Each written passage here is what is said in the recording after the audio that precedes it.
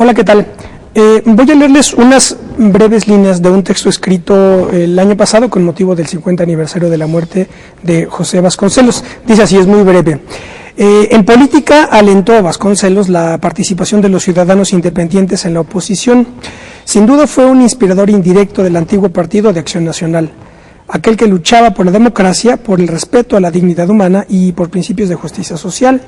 No hay que olvidar que Vasconcelos fue maderista y que Gómez Morín, fundador del PAN en 1939, había sido colaborador de Vasconcelos y partícipe en su campaña opositora 10 años antes.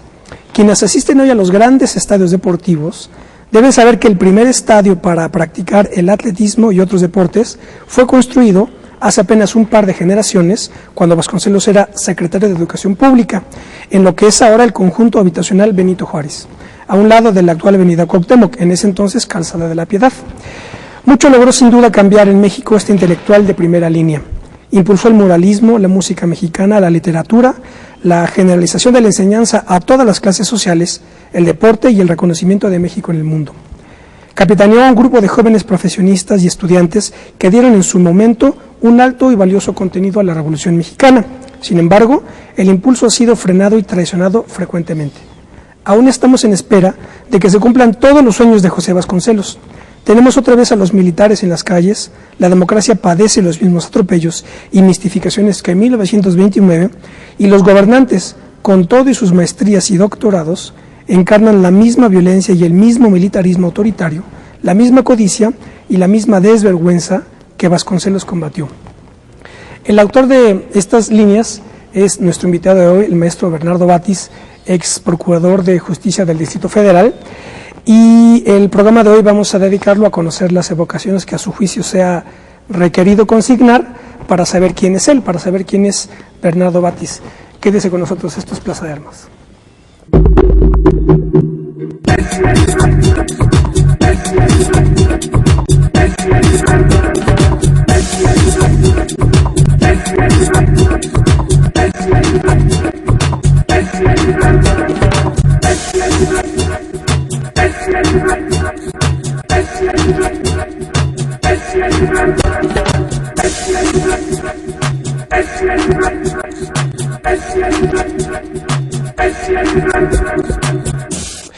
¿Qué tal? Bienvenidos a Plaza de Armas. Estas son las evocaciones requeridas de Bernardo Batis. Hola, maestro. ¿Qué tal? Buenos días. Gracias por estar con nosotros. Con mucho gusto, Ismael. El maestro recordarán que estuvo ya con nosotros el año pasado, junto con don Jesús González Esmal, en el programa que dedicamos a los 70 años de fundación del Partido Acción Nacional. El maestro Batis militó en ese partido de 1965 a 1992. Sí. Y bueno, hoy vamos a dedicar el programa a conocer su trayectoria, las claves de su vida, las claves que lo llevaron al PAN y las claves que lo hicieron salir de ese partido. Como ya digo, él fue procurador de justicia del gobierno del Distrito Federal en la administración de Andrés Manuel López Obrador de 2000 a 2006. Sí. Después formó parte de la campaña y del movimiento que después se organiza a partir de la ruptura con el gobierno y que lleva a la organización del gobierno legítimo que encabeza Andrés Manuel López Obrador y en cuyo gabinete don Bernardo funge como secretario de Justicia y Seguridad.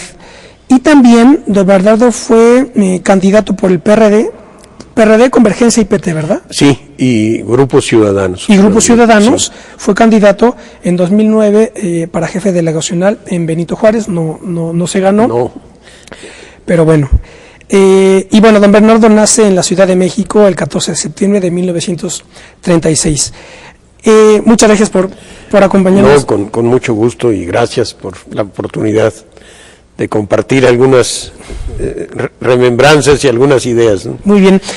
Cuéntenos primero, maestro, su formación académica, intelectual, ideológica, ¿qué lo lleva a la militancia del PAN? ¿Qué autores son sus influencias fundamentales? Sé que es lector de Chesterton, por ejemplo. Soy lector de Chesterton y ahora que leíste algo de Vasconcelos, pues también he sido admirador y lector de Vasconcelos, que tiene algunas cosas estupendas. Es que es imposible no serlo, ¿no? No, así es, ¿no? Así es. Tengo amigos en Nuevo León que son de izquierda y que son lectores y en muchas cosas inspirados por José Vasconcelos. Y yo, bueno, yo te podría decir, yo soy hijo de las escuelas públicas, estuve siempre desde la primaria, la secundaria, la preparatoria en la UNAM, y siempre estudié en escuelas públicas, y le debo, por tanto, al Estado mexicano a la educación gratuita, el poder haber sido profesionista y tratar de servir a México de alguna manera en respuesta a esa educación a la que yo tuve acceso y que no hubiera podido tenerlo de ser una escuela privada cara como están ahora, ¿no? Claro. Así es que mi formación fue estupenda. ¿Su familia es de la ciudad? Sí. Mi madre es tlaxcalteca, de Calpulalpan, en Tlaxcala, y mi padre es de la Ciudad de México. Aquí se conocieron y fuimos 6 hermanos, entonces aunque mi padre era un empleado con un salario medio, éramos muchos. Entonces tuvimos la mayoría que estudiar en escuela pública. ¿En dónde En la primaria, en una escuela de la colonia Álamos que se llamaba, ya no existe, se llamaba Escuela Estado de Chiapas, pero está aquí en la Ciudad de México. La secundaria 1, en Regina 111, ahí tuve maestros estupendos, por ejemplo, como don Leopoldo Ancona, de biología, que era un médico comunista, del Partido Comunista, y un hombre muy destacado y muy sabio. Alba de la Canal, el pintor, el muralista, a Carlos Madrazo, el legendario, ahí daba clases de Historia de México. La primera vez que yo hablé en público fue por instancias de él, que nos hacía cada lunes que alguno de los muchachos de tercero habláramos en la escuela. Luego en la preparatoria estuve en San Ildefonso, en la preparatoria 1 también, y de ahí pasé ya a Ciudad Universitaria a estudiar Derecho. Fue una experiencia muy importante. En la preparatoria, maestros de muy buen nivel, y la mayoría de ellos, que volvemos al tema de Vasconcelos, la mayoría de ellos antiguos colaboradores de Vasconcelos en su campaña de 29. Como por Así ejemplo, es que, por ejemplo, Salvador Azuela. Salvador Azuela es en el que pensé de inmediato. Vicente Magdaleno. ¿Mauricio Magdaleno? No, hermano de Mauricio. Correcto. Vicente Magdaleno, que ya murió, era un poeta excelente y vasconcelista, que como otros se refugiaron en el mundo académico después de la derrota de Vasconcelos y de su exilio. Se quedaron ellos en el mundo de la formación de los adolescentes, de los jóvenes, y algunos otros muy buenos maestros. Y luego ya entra a la facultad. La facultad. ¿Quiénes son sus compañeros que hoy todavía... Bueno, desde... Porque usted es de la generación de Porfirio Robledo. No, soy un poco posterior. Ajá. No, con la misma vitalidad de Porfirio, quiero presumir, pero soy un poco posterior. Él me aventaja un par de años, pero en talento mucho. Ajá. Y soy de la generación fundadora de CEU. Ahí estuvieron Manuel Bartlett fue compañero mío, Pedro Vázquez Colmenares, un orador estupendo, Manuel Osante López, un poeta que se ha refugiado y es excelente formador de jóvenes, Raimundo Ramos, que está ha sido director de preparatorias, una generación muy, muy valiosa que promueve muchos valores. Pero ahí también tuve ocasión de ver cómo actuaba el PRI, el sistema, a través de cooptar a los muchachos. El que destacaba un poco en oratoria o era presidente de la sociedad de alumnos. Lo atraían en forma, pues cuando menos lindante con la corrupción, ¿no? Le daban una bequita o una becota, empleos, los apapachaban, los llevaban a las giras presidenciales, y a mí desde entonces me dio desconfianza esa forma de actuar, aunque todos esos amigos pues éramos compañeros. Ahí Mariano Azuela, el que fue ministro de la Corte hasta hace pocos meses, también fue compañero mío ahí. Velasco Piña, el escritor que ha escrito sobre la mujer dormida, y Regina, libros estupendos de esoterismo, pero muy inteligentes y muy patrióticos. Así que fue una generación de muchas inquietudes, ¿no? Tanto Muñoz Ledo como Manuel Bartlett me mencionaron de inmediato al profesor Mario de la Cueva como su principal influencia. Formador. Mario de la Cueva a mí me dio Derecho Constitucional, él daba laboral, tiene una obra estupenda en Derecho del Trabajo, pero la materia que yo tomé con él fue Derecho Constitucional. Muy buen maestro. Otros destacados maestros entonces, Óscar Morinó, de Introducción al Derecho, Rafael Preciado Hernández, panista ilustre, que fue por muchos años director del Seminario de Filosofía del Derecho, fue mi director de tesis. Yo escribí sobre la libertad y el derecho. Y fue una influencia importante Rafael Preciado Hernández en mi formación intelectual y en mi vocación política. García Maínez. García Maínez era el texto que usábamos, lo conocí, escuché algunas clases de él, pero no fue directamente mi maestro, pero por supuesto una eminencia, ¿no? Después, ¿qué pasa de la carrera, maestro? Ya, unos se iban, por ejemplo, precisamente ahora que los mencionamos y que han estado aquí, Porfirio Muñoz Ledo y Bartlett, los dos en su momento se fueron a Francia, y me contaba Bartlett que era algo así, a Estados Unidos nunca, pero que luego se iban a Francia, y entonces me cuenta Bartlett que cuando fue al Banco de México a pedir beca, a solicitar la beca, la persona a la que le solicitó le dijo, no, a Francia no te vas porque ahí regresan comunistas. Ah, sí, eso le dijo. Él no regresó comunista, por supuesto. No, ni Porfirio, Porfirio con una inclinación social más marcada que la de Manuel, que ahora se ha revelado como un defensor del petróleo y de algunas cosas que no expresó en otro tiempo, pero que ahora, y me congratulo de eso, ahora está, digamos que de este lado, para decirlo de alguna manera. Ese es un fenómeno muy especial. Mariano Azuela, Bartlett, Muñoz Ledo, La Madrid, otros un poco anteriores a nosotros, no venían de las escuelas públicas, ellos venían de los colegios privados, del Patria, del México, del Cristóbal Colón, y en ese encuentro de los muchachos un poco más modestos económicamente, que veníamos de San Ildefonso, y que en la prepa veíamos que éramos la generación del futuro. Ahí en el encuentro con esos muchachos que venían de otras escuelas privadas, la verdad es que en la primera etapa de competencia ellos nos ganaron, ¿no? Tuvieron acceso a becas, a estudios en el exterior, y nosotros no, nos quedamos aquí batallando en este país, y destacaron ellos en la política priista, claro, todos ellos. Precisamente. Exactamente.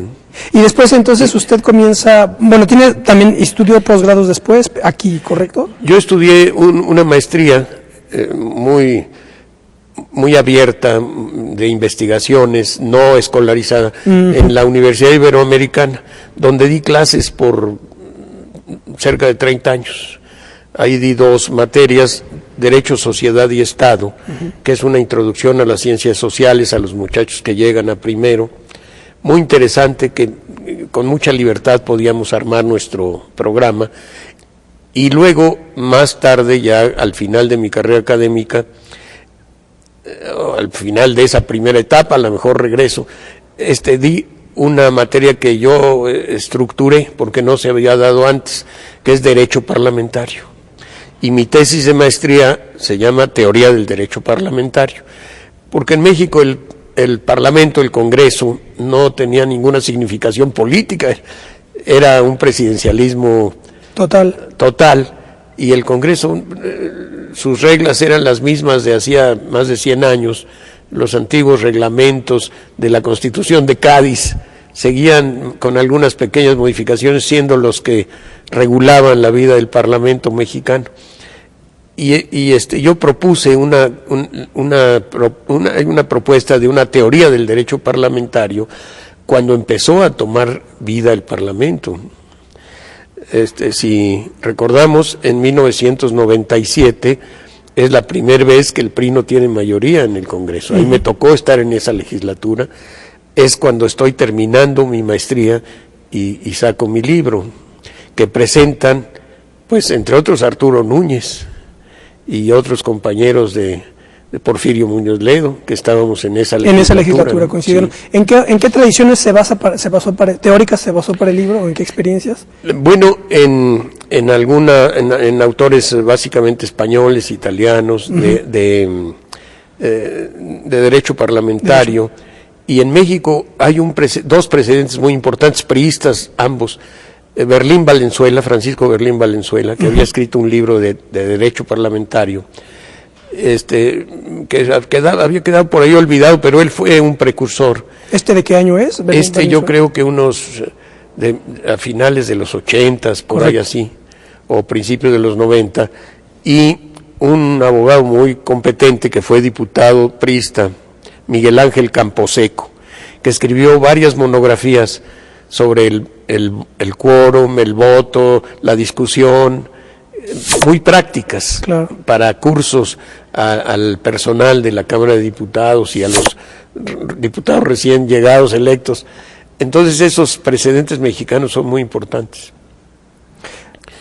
Y yo ahí propongo entre el derecho como principio del derecho parlamentario, un valor que ha quedado olvidado, el de la libertad del voto, que ahora se pone en tela de juicio con los compromisos que firman los dirigentes de los partidos o los dirigentes de su propia bancada. Dejan desarmados a los legisladores porque ellos acuerdan cómo votar y hay del que se salga del carril, ¿no? Algunas ventajas económicas, algunas ventajas políticas, su futuro se ponen en entredicho. Eso rompe con el principio del derecho parlamentario. El principio fundamental del derecho parlamentario es que haya discusión abierta y libre y que el voto sea libre también, que sea absolutamente libre. Si hay compromisos, se rompe inclusive el sentido de la discusión. ¿De qué sirve hablar en la tribuna si ya está todo acordado, si ya está todo comprometido? Se vuelve como una asamblea de accionistas, ¿no? ¿Cuántas acciones tienes tú? Pues yo tantas, y tú, yo tantas. Los votos que tienen ya de antemano, claro, determinados, el resultado. ¿no? Sí. Claro. Eso fue interesante en ese momento. No he podido revisarlo, me lo editó Oxford, la editorial Oxford, y me han pedido que haga una revisión, pero no he tenido tiempo, pero la voy a hacer para actualizarla. Antes ya de pasar a la vida ya más de militancia, le quería preguntar, maestro, sus principales lecturas ya al margen de cuestiones de derecho y de política, digamos, ya referencias intelectuales de otro orden, de literatura, por ahí leí algo de usted, creo que sobre Chesterton, pero creo también sobre Santo Tomás. Sí, yo escolásticos españoles. A Chesterton lo he leído mucho, lo leí mucho desde muy joven, fue un autor que influyó mucho en mi manera de pensar. También a autores de doctrina social, de inspiración cristiana, a Emmanuel Mounier, un extraordinario, como usted sabe, miembro de la resistencia francesa en contra del nazismo, pero también promotor de una vida cultural muy importante, director del Spirit, de la revista política francesa, autor del manifiesto Al servicio del personalismo, que es una propuesta humanista de política, a Jacques Maritain y algunos otros de esa inspiración, ¿no? Leí mucho cuando ingresé al PAN, unos libros que se publicaron por Editorial Yus, la editorial panista de entonces, ahora medio olvidada, que eran los extractos de las semanas sociales francesas, temas sobre la libertad, sobre la política. ¿Semanas sociales francesas? Sí, hubo una serie allá en los años 40 de reuniones de intelectuales básicamente franceses, pero europeos en general, que proponían soluciones, ¿no? Uh-huh. Es un esfuerzo, una corriente precursora del Concilio Vaticano II, de la apertura, de la liberalización de muchas cosas que estaban muy restringidas en el mundo del cristianismo. Fueron mis lecturas, digamos que políticas y prepolíticas, por supuesto, a Manuel Gómez Morín, a Adolfo Krislip, que era un estupendo escritor, que fue presidente del PAN, y en otro ámbito, en otro campo, precisamente en la preparatoria, Vicente Magdaleno nos hizo leer mucho de la poesía y la novela del siglo XIX. Uh-huh. Entonces, los costumbristas mexicanos del siglo XIX, el extraordinario Manuel Paino, que es un personaje sobre el que he querido escribir y he empezado a escribir algo, que además de novelista estupendo, de Los bandidos de Río Frío, El Fistol del Diablo, algún otro, fue hacendista, miembro de los gobiernos liberales de México, un hombre moderado, no era extremista, que hizo muchas cosas, hizo política y hizo literatura en México, muy amigo de Guillermo Prieto, por supuesto Guillermo Prieto lo he leído mucho, luego un poco más alejados de la política, Luis G. Inclán, de Astucia, las novelas costumbristas de México. Luego leí la novela de la Revolución Mexicana. Uh-huh. Y pues todo eso formó parte de la estructura de mi pensamiento, ¿no? Por ahí caminé. Luis Cabrera. Luis Cabrera, más bien su obra sobre el municipio, su obra política, su importancia que tuvo en el surgimiento previo a la Constitución de 17 y luego en la Constitución. Sí, es también un político mexicano que yo suelo citar, ¿no? Muy bien, bueno, vamos a hacer un breve corte, estamos conversando con el maestro Bernardo Batis, no se vayan.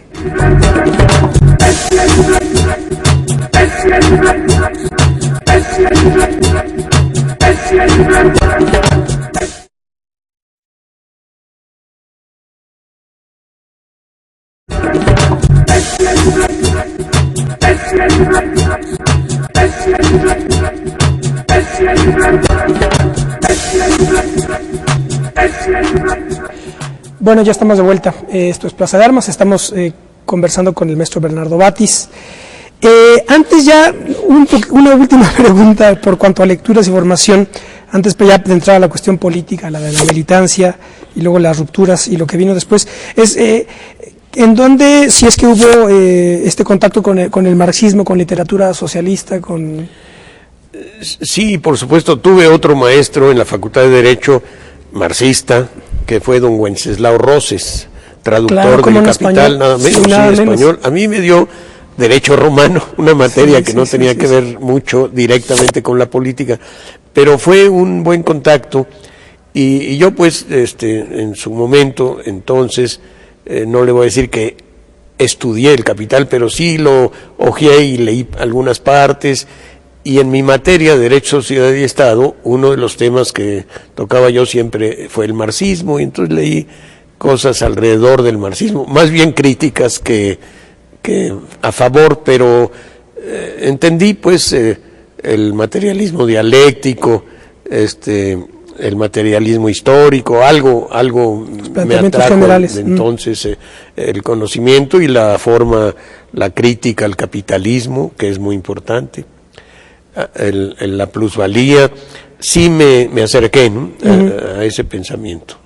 Después ya, maestro, entra usted al PAN en el 65 y bueno, ya pues hablemos un poco de toda esta historia de su militancia en el PAN, la salida. Sí. ¿Cómo se podría plantear? Mire, yo me acerqué al PAN antes de ingresar formalmente, porque trabajé en un despacho como pasante. El complemento de la carrera de abogado requiere siempre la práctica de un abogado que fue diputado, de los primeros diputados del PAN, Manuel Sierra Macedo.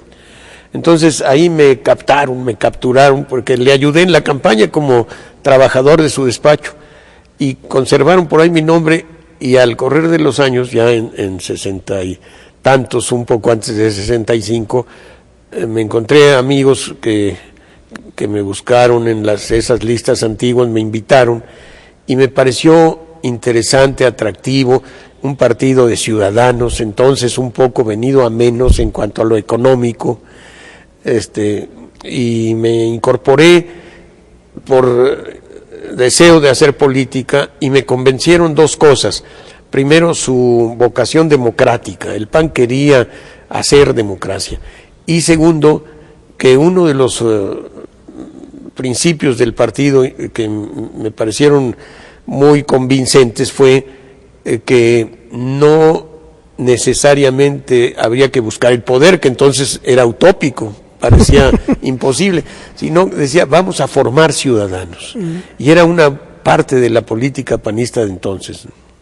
No, en ese tiempo decían las tres formas de hacerse tonto, con una palabra un poco más gruesa, decía es jugar a la lotería, sembrar de temporal y ser candidato del PAN. Era casi imposible. Sin embargo, muchos mexicanos de muchas generaciones, ahora olvidados por los neopanistas, pues dieron un testimonio muy importante, porque el PAN creció sin recursos económicos, con ciudadanos, con labor de voluntarios, porque no se recibía subsidio ni dinero de nada, con las rifas, y hicieron una labor muy importante que ahora aprovecharon los neopanistas. Pero todo eso me convenció del PAN, su doctrina social también. La herencia de Gómez Morín, obviamente. Sí, y quizá de dos personas, de Adolfo Crisliff, que hizo la revisión de los principios de doctrina y introdujo con más acento y más precisión algunas cuestiones de economía, que en los principios iniciales se marcaba mucho hacia el liberalismo, y que Crisliff matizó con principios de sociales, de justicia social. Era ya también el tiempo del Vaticano II, de las encíclicas sociales, y todo eso influyó en el partido al que yo llegué, con una doctrina social muy clara. Efraín González Morfín, el hijo de uno de los fundadores, también el solidarismo, cuando él fue candidato a la presidencia contra Echeverría, promovió lo que él bautizó, quizá tomándolo de alguien, o él mismo lo ideó, el solidarismo como una doctrina humanista, pero con el enfoque hacia la justicia distributiva, ¿no? Después, bueno, usted fue diputado, si aquí el documento que tengo, 4 ocasiones, ¿verdad? Legislatura 48, sí. 52, 54 y 57. Sí, cuando mi lema era la voz de la juventud del Congreso, así es que ya ha llovido algo, ¿no? En 70 fui diputado. ¿En 70 fue la primera vez? Sí, fui la primera vez en 1970. Fui diputado de partido, entonces, porque mi porcentaje de votos fue el más alto de aquel entonces frente a los candidatos del PRI, que era la manera de escoger a los candidatos de partido. Fuimos 20 diputados en la 48 legislatura. Propusimos cosas importantes en esa línea, por ejemplo, la participación de los trabajadores en las utilidades de la empresa, en la dirección de la empresa y en la propiedad de la empresa a través de lo que se llamaba entonces el accionariado social. Sí. Era que parte de las utilidades de los trabajadores se les dieran en acciones de las mismas empresas. Se propuso también una ley que proponía que las empresas descentralizadas como ferrocarriles y otras que se estaban privatizando en ese tiempo o que se liquidaban, que se dieran a las cooperativas de los trabajadores. Un proyecto que se quedó por ahí, pero que indicaba cuál era una de las preocupaciones del panismo de entonces. Después, bueno, ¿usted mantiene también su actividad profesional como abogado? Sí, siempre, sí, ¿verdad? siempre, porque que ese es el modelo de muchos panistas, ¿no? De ciudadanos que aportábamos nuestro tiempo libre. Claro, cuando éramos legisladores, pues sí cobrábamos la dieta, que no eran mucho menores que ahora, proporcionalmente hablando, y en el PAN dábamos el 33%, la tercera parte. Había partidos como el PPS, el Partido Popular Socialista, que todo lo entregaban al partido y el partido les daba un sueldo. Nosotros entregábamos el 33%, que era importante. Y en las épocas en que no tenía yo el cargo de diputado, pues tenía yo que vivir de mi profesión, de mi oficio de abogado, al que he vuelto ahora, ¿no? De eso vivo. El gobierno legítimo es una forma muy inteligente que se le ocurre a Andrés Manuel de hacer oposición, pero no tiene recursos. Tenemos que aportar nuestro tiempo nosotros gratuitamente, ¿no? Claro. Después, ¿cómo se da sus otras participaciones en parlamentarias, maestro? Legislatura 52, 54, 58. En la legislatura 54... Todas fueron con el PAN, ¿verdad?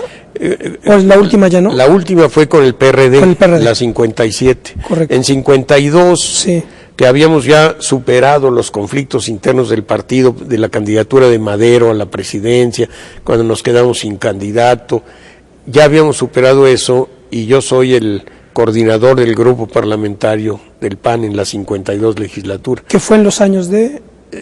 Pues al inicio de los 80. De los 80, sí, correcto. con Miguel de la Madrid. Y ahí soy yo el coordinador, hicimos algún esfuerzo, nos tocó, porque ya fue al final de la legislatura, la expropiación de la banca, y el discurso mío unos días después de la expropiación en la glosa del informe presidencial, pues señalando que esa expropiación fue, independientemente del fondo, fue una barbaridad, ¿no? Sin consultar economistas para saber los efectos, que fueron desastrosos en ese momento, y sin consultar un equipo jurídico que estructurara muy bien lo que se estaba haciendo. Y la muestra fue que 10 años después tuvieron que dar marcha atrás, ¿no? Y vaya que lo hicieron. Sí, y deshicieron. La banca privada era una banca como la de otras partes del mundo, que en México tenía la confianza de la gente tenía confianza en los bancos, y había cierta solidez, se pagaban las cuentas de ahorros menos productivas, pagaban 4 o 5% de intereses. Ahora no llegan a eso, las cuentas en pagarés o en otras inversiones, instrumentos más caros, ya ni siquiera pagan eso. Y llegaron finalmente a adueñarse de la banca las empresas extranjeras, bancos extranjeros, y todo eso fue la secuela, la cadena que se desató a partir de eso. Me tocó estar ahí.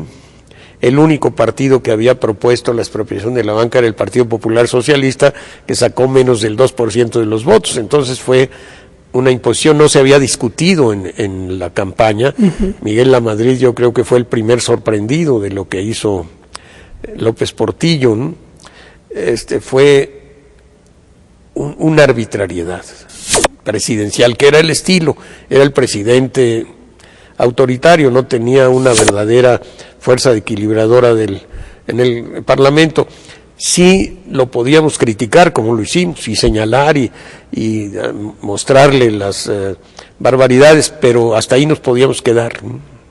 Y ya en los 80 fue cuando el PAN empezó un poquito antes, pero fue en los 80, corríjame usted, cuando se da ese desplazamiento de grupos y cuando el neopanismo... Yo creo que sí, aparece, ¿no? Al final de los 80, en 82, que es cuando es la expropiación de la banca. Fue el que detona, ¿no? Fue el que cataliza, digamos. El que hace que los empresarios que habían sido interlocutores del gobierno y cómplices del gobierno en muchas cosas, los empresarios que se enteraban de los proyectos de ley antes que los legisladores y que los discutían con la Secretaría de Hacienda o con la Secretaría de Industria y Comercio o de Economía, las que estaban, primero lo discutían con los empresarios y el gobierno estaban muy ligados, hacían negocios con el gobierno. Por supuesto, el PAN no era, como lo es ahora, una voz de los empresarios, era una voz de ciudadanos, de clase media, de profesionistas, y la batalla que se da en 82 es precisamente para señalar los errores del rompimiento que tienen los empresarios con el gobierno, porque fue muy arbitraria, ¿no? El atropello.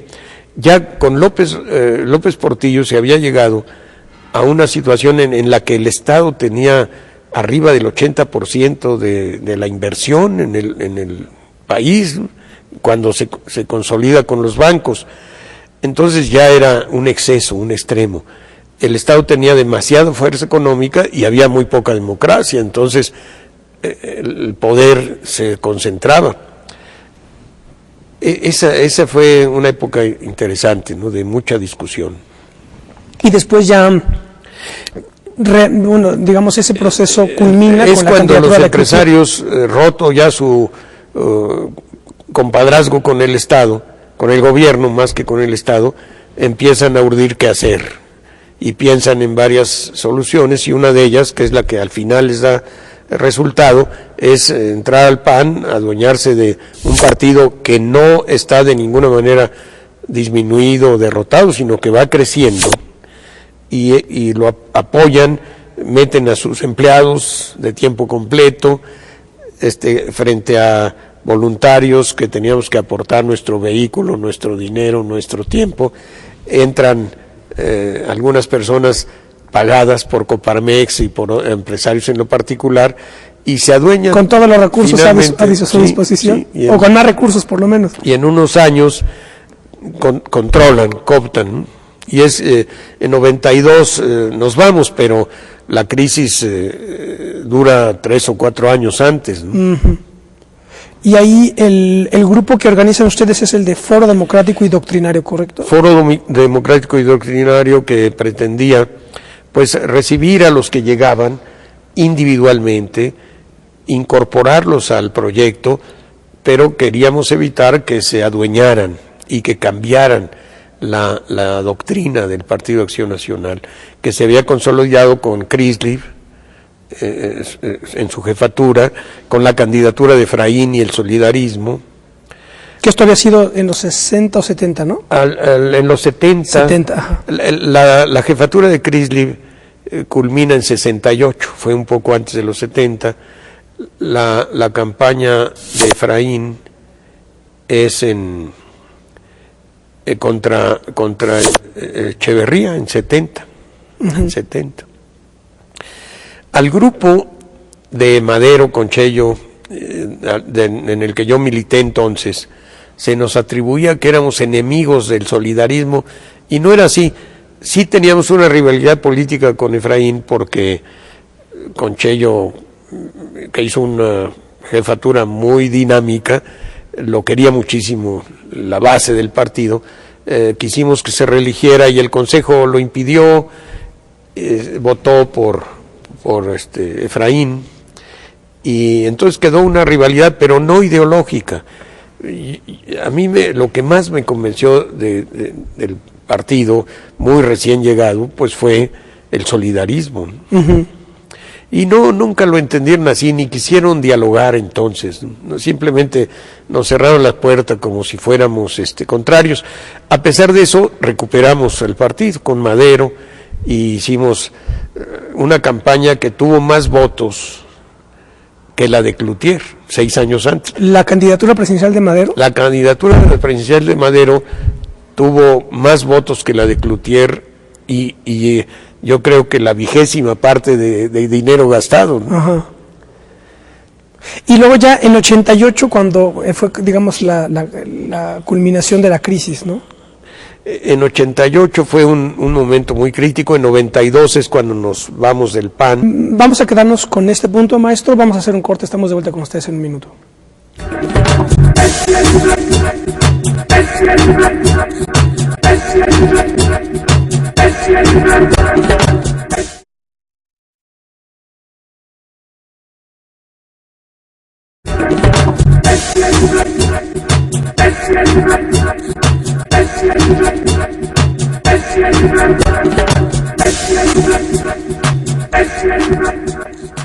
Bueno, ya estamos de vuelta. Esto es Plaza de Armas y estamos conversando con el maestro Bernardo Batis.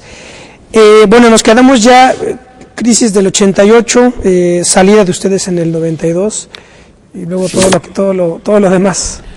Pues sí. Ya las rupturas ya fundamentales, ¿no? Sí, ya no era tolerable, estaban abiertamente negociando con Salinas los directivos del Partido de Acción Nacional.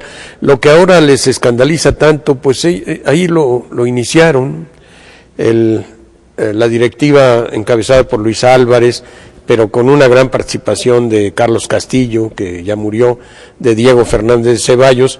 Se hicieron negociaciones con Salinas para reconocerle su triunfo electoral que estaba puesto en tela de juicio, y para ayudarlo, apoyarlo en muchas de las cosas que hizo.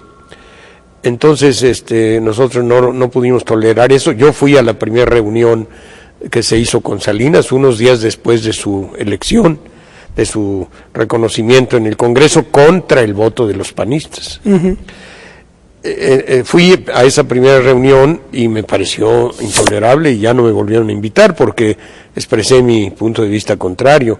Nos hicieron entrar al Palacio Nacional por una puertita que da a Corregidora, y a la salida nos abrieron hacia el corredor donde estaba la prensa esperándonos, sin avisarme, cuando menos a mí y a otros de los que fuimos no nos avisaron, pero quizá algunos ya sabían.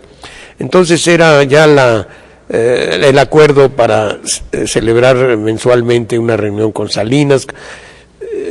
Eso fue uno de los puntos que no nos gustó. El otro fue que los empresarios ya manejaban al partido en muchos aspectos, de un partido de ciudadanos voluntarios que no percibíamos ningún emolumento por ser militantes del partido. Se había convertido ya en una burocracia que, por supuesto, pues al recibir ya sueldos y salarios importantes unos, y al aspirar a tenerlos mayores, pues se disciplinaba el partido. Nos opusimos a eso, presentamos una carta en 92 públicamente señalando cuáles eran las razones, ¿no? La entrega a la iniciativa privada, la relación cercana con Carlos Salinas, y luego ya estaba en ese tiempo preparándose. Nosotros ya estábamos fuera cuando apareció, pero ya se estaba preparando el Tratado de Libre Comercio, se empezaba a discutir. Nuestra propuesta fue que era el momento en que el PAN podía haber sido el que llevara la voz cantante de oponernos al Tratado de Libre Comercio. Todo eso ya estaba muy infiltrado en el PAN, dentro del PAN. Se había recibido dinero, eso Ortiz Gallegos, Jorge Eugenio Ortiz Gallegos lo ha documentado y lo ha escrito. Se había ya recibido dinero de organismos dependientes del Partido Republicano Norteamericano. Entonces el PAN ya no era el partido independiente de derecha de alguna manera en cuanto a una tendencia social cristiana, pero con un sentido de justicia y de búsqueda de la justicia social. Se había perdido eso, se volvió un instrumento de los empresarios. Nosotros, siguiendo al maestro Preciado Hernández precisamente, nos negábamos a decir que éramos de derecha, decíamos, somos Acción Nacional, pónganos donde ustedes quieran, pero esto es lo que pedimos. Entonces, uh-huh. Se aceptó ya abierta y públicamente en documentos, en discursos, que sí era un partido de derecha, y todo eso nos decepcionó. Nos fuimos como Foro Democrático, hicimos un esfuerzo para crear un partido independiente, no teníamos recursos para ello. Tuvimos el obstáculo de la Secretaría de Gobernación, donde estaba Gutiérrez Barrios, para la creación del partido. Para la creación del partido. Logramos ganar un amparo muy importante, porque nos reconocieron que sí habíamos llenado los requisitos.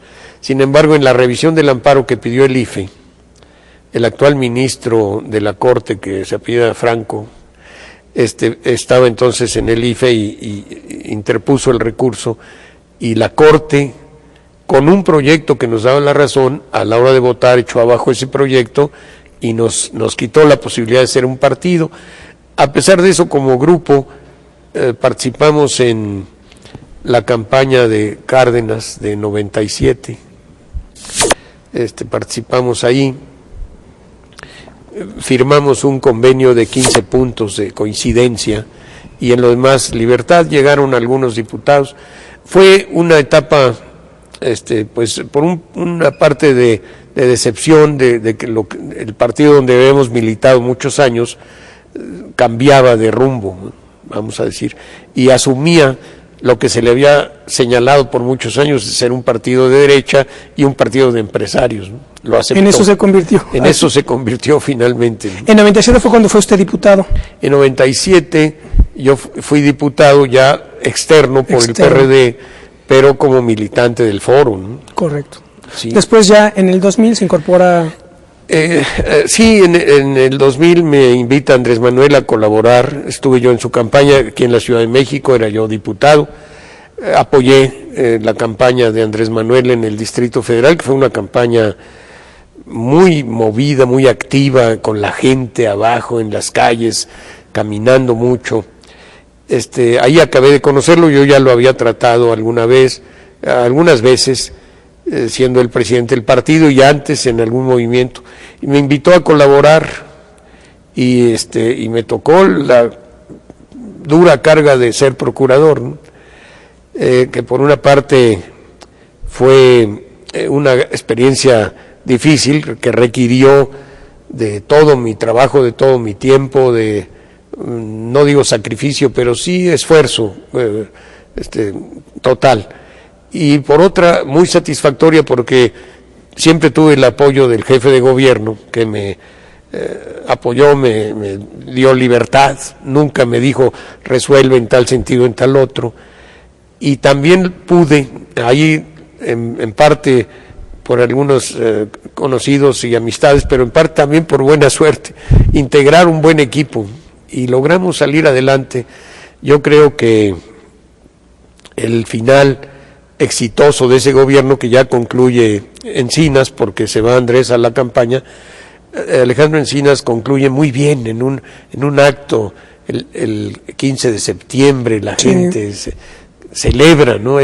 Y eso indica que fue un gobierno cercano al pueblo, de servicio, que hizo muchas cosas, buenas inversiones públicas como los puentes del oriente de la ciudad, como los segundos pisos del poniente, el rescate del centro histórico, que este gobierno de Marcelo Ebrard ha continuado con mucho éxito. Y se iniciaron muchas cosas y se lograron muchas terminar con mucho sentido de lo que yo había siempre soñado para un buen gobierno, con sentido social, de justicia, de redistribución de la riqueza. Por eso me sentí muy a gusto, no tuve que renunciar a nada, a ningún principio, claro. La democracia, la justicia, el respeto a la dignidad de las personas, que se traduce en respeto a los derechos humanos. Uh-huh. Y después ya entra, participa en la campaña, viene toda la crisis, organización del gobierno legítimo. Sí, bueno, pues el golpe, traicionero golpe a Andrés Manuel, tratando de evitar que sea candidato, todo el gobierno y todos los poderes fácticos, como él mismo lo ha señalado, se lanzan en su contra, tratan de evitar a toda costa que sea candidato, urden todo aquello del desafuero, sin sentido, por una calle que se abre para un hospital privado, por cierto, una calle que era necesaria, ¿no? Sin embargo, lo usan como pretexto para desaforarlo, porque lo logran. Sin embargo, le dan también oportunidad de decir, yo creo que el mejor discurso que se ha dicho en la tribuna de la Cámara de Diputados, ¿no? Cuando defiende su caso y señala cuál es su línea política, ¿no? Es verdad. Maestro, nos quedan más o menos 5 minutos. Voy a leerle le ruego que me conceda unos minutos para leerle una selección precisamente de textos sobre Vasconcelos. Ah, ¿cómo no? Y hice lo mismo con ya estuvo con nosotros don José Agustín Ortiz Pinchetti. Hice lo mismo, le leí esta selección de textos, porque lo quiero hacer para quienes han estado cerca de Andrés Manuel y del movimiento. Cuando termine de leerlo, le pediré su opinión al respecto. La primera cosa que voy a leer es una parte del proconsulado, en donde trata de una entrevista que tiene con un periodista de Londres en el contexto de la campaña presidencial. Y entonces dice así: no le contarán siquiera los votos, decía el periodista, falsificarán la elección. Eso ya lo sabemos, repuso Vasconcelos. Pero en todo país en que no se cuentan los votos, funciona como válvula de escape el derecho a la rebelión, el hábito de las revoluciones. Las revoluciones son santas cuando tienen por objeto derrocar un mandato ilegítimo. Y le contesta el periodista: no llegará usted a hacer la revolución, porque el gobierno es fuerte militarmente y cuenta además con el apoyo decidido de Estados Unidos. Cuenta también con el apoyo inglés. Eso es lo que quería decirle con entera franqueza y porque simpatizo con su posición y no quiero verle echado a perder. Usted debería de resignarse de antemano a perder y preparar el futuro. Y responde a Vasconcelos: si ahora no triunfamos, mañana menos. La imposición consentida sentará jurisprudencia, matará la esperanza misma de la nación. Entonces el inglés, con frase conmovida, que resultó ser profética, expuso: será el día más triste de su vida aquel en que delante de usted le fusilen a 30 o 40 de los suyos, víctimas inútiles de un movimiento sin posibilidades de triunfo. Semanas después, Arcelia me dijo que en efecto su amigo había escrito en el Times de Londres un artículo justiciero. Ande, Arcelia, bromeaba yo. Parecía usted una Malinche moderna tomando partido con el extranjero. Tal vez no era así, pero me irritaba todo el que me hablaba de ceder. Horror de la sangre yo también lo tenía, pero me daba horror la sangre inocente que seguía y seguiría corriendo sin ser vengada. Al país le hacía falta que corriera la sangre de verdugos. Un pacifismo incondicional no conduce a la libertad, sino a la abyección. Pero ¿qué será de México el día que ya no hubiera el aseo periódico de la acción armada? Caeríamos en la política de serrallo, o sea, el cuartelazo y la intriga, que deja caer en el mando en quien traiciona a su jefe. Entraremos así a regímenes de terror y de hipocresía, en que los mismos hombres sucesivamente cambiarían la careta, declarándose anticallistas los callistas de ayer, pero vigente el programa inepto, destructor. La pesadilla de la conversación con el inglés me persiguió muchos días. Una fila de 30 o 40 de mis nobles amigos y correligionarios, de pie frente al paredón, pálidos de rostro pero todavía arrogante el ademán, muriendo todos ellos por un pueblo imbécil que no se quería dar cuenta de su sacrificio, que se apresuraría a aplaudir a los victimadores con pretextos de los desfiles de la fiesta nacional. Los pueblos pagan muy caro el no saberse dar a respetar. Esto es el proconsulado.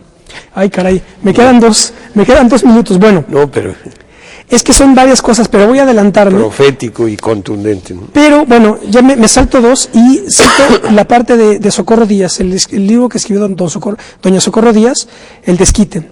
Dice así: la tercera cuestión tiene que ver con el destino y la proyección de nuestro líder. Hay una imagen que me persiguió como una pesadilla. Tiene que ver con la entrevista que un periodista, hombre o mujer, no recuerdo, hizo a José Vasconcelos en el crepúsculo de su vida. La anécdota me fue narrada en la redacción del Día. Se apersonaba a ese personaje a la sazón director de la Biblioteca de México.